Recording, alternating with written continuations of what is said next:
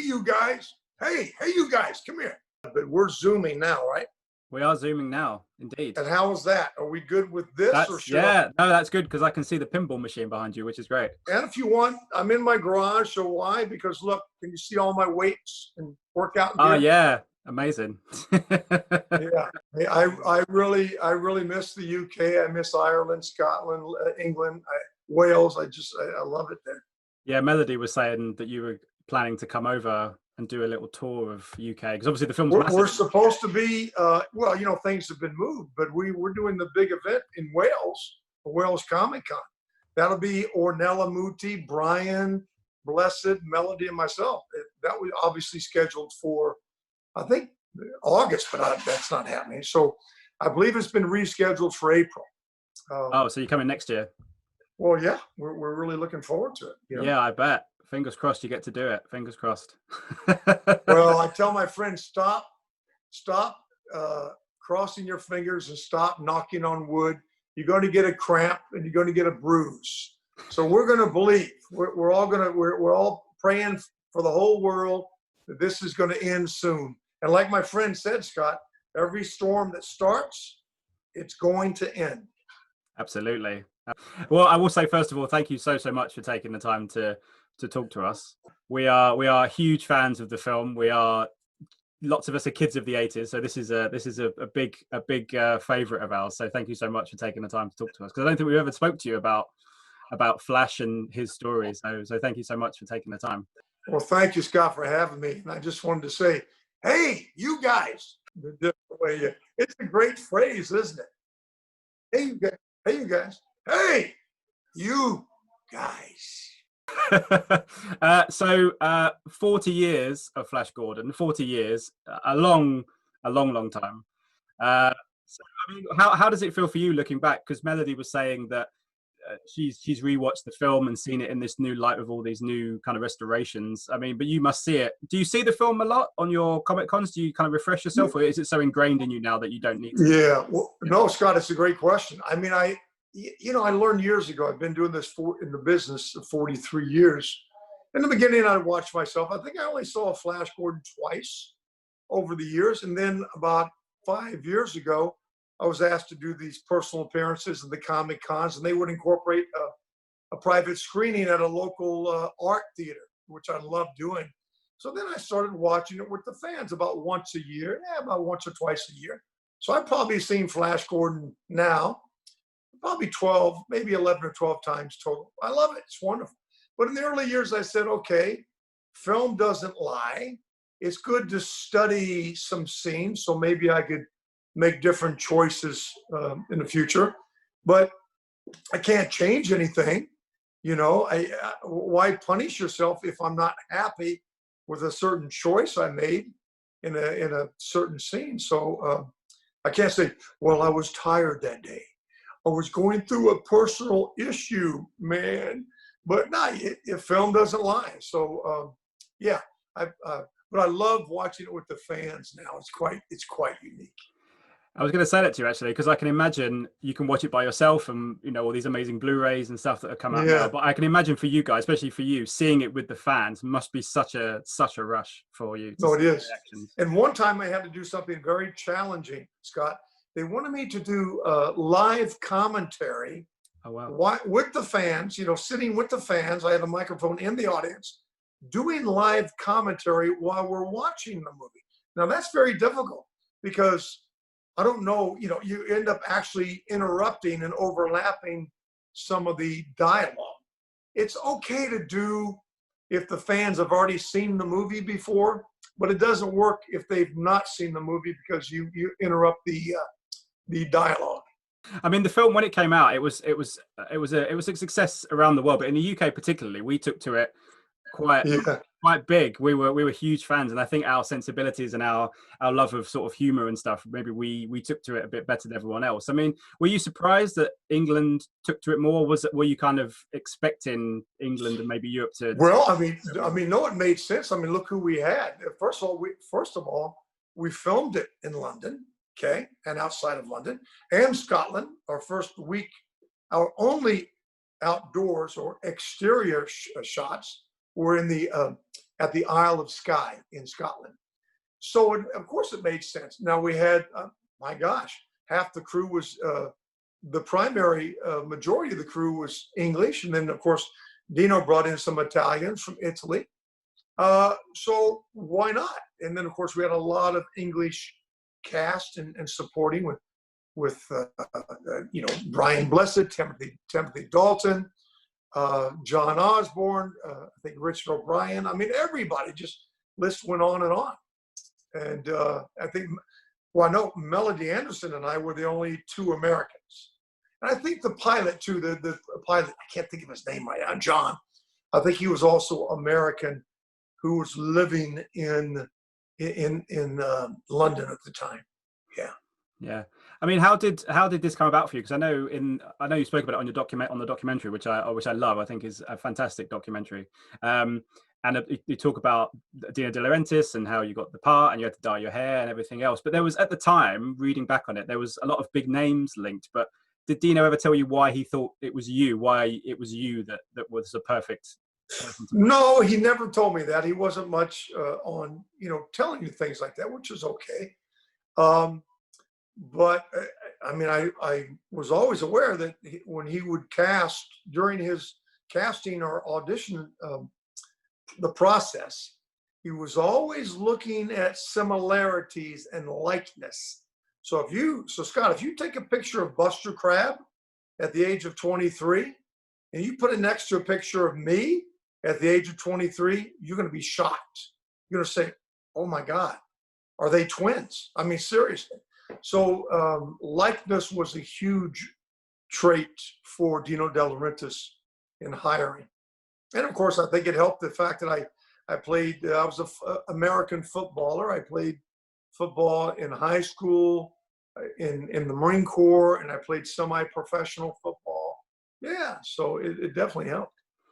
I wanted to ask you about the nature of the film in terms of the sets, because one of the things I love about Flash Gordon and a lot of 80s kind of sci-fi movies is that it's very physical. These days it's obviously done in computers and CGI, but the sets of Flash Gordon are so distinctive, and the colors and the costumes and everything else.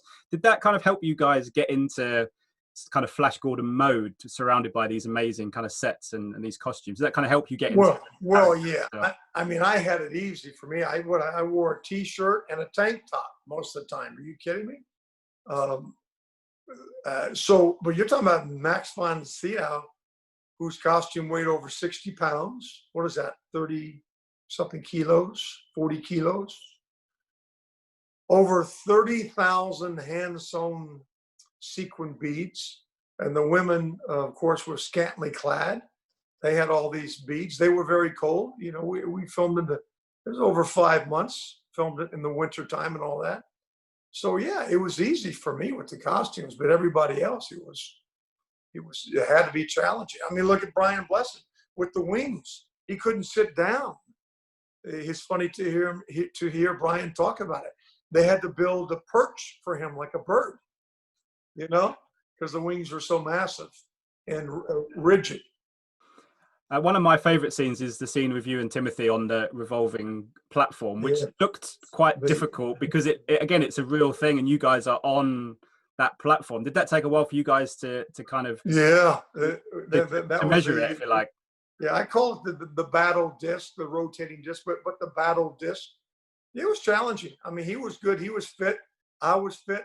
Only thing we had a lot of rehearsal time. We had to be concerned because the spikes, they weren't solid steel. They were hollow metal, and they had a hard rubber tip. So if we didn't choreograph the right rolling and tumbling and all of that, yeah, you can get cut. Yeah, or you would snap one of those spikes in half. Would still be dangerous. Now you're holding up production because you got to repair it, and that was a big job. They had 3 guys on hydraulics, 3 different sections of the spikes.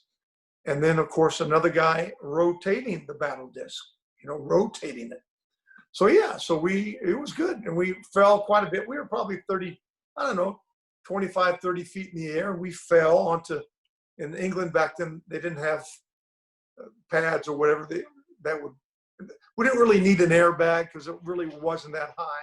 So they, first time doing stunts or high falls, they would stack boxes. I know it sounds funny, but you would fall onto these boxes that were offset, and it worked. I mean, as you fell, you heard, it was a little bit of because the corners of the boxes would get you in the rib cage, but eventually, it would mold to your body. One of the other things I spoke to Melody about, and she was very complimentary about, was Mike Hodges, who came on as the director after Nicholas Roeg, who had spent some time with it. But she said how he made the film almost in the sense that he had the right sensibility and he had the right kind of tone for it. What was it like working for him? Because he'd come off movies like Get Carter, which is very different to Flash Gordon. Michael was wonderful. He stepped into a project with only, I don't know, was it 2 weeks notice? If that, I don't know what it was. Remember Nicholas, as you said, Nicholas Roeg did all the pre-production.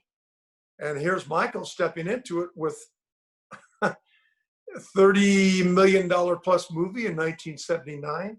I think the inflation math, my buddy told me the inflation math is equivalent to a $220 million production nowadays. So he did it. He was wonderful. Yeah, he kept us in order. I think there was a lot of improvisation too, which I love. I mean, it has been 40 years, and it's one of those 41 years. 41 years, yes. Since we filmed it. Since you filmed it in 79, yeah, absolutely. I mean, it's endured. Why do you think it's endured? Because audiences from the era, my era, obviously, when we were children, we watched it, but now so many generations since then have embraced the movie and really, really enjoyed it. What do you think the key thing is for the film's continued endurance with so many different audiences? Well, I referred to this as the triple blessing.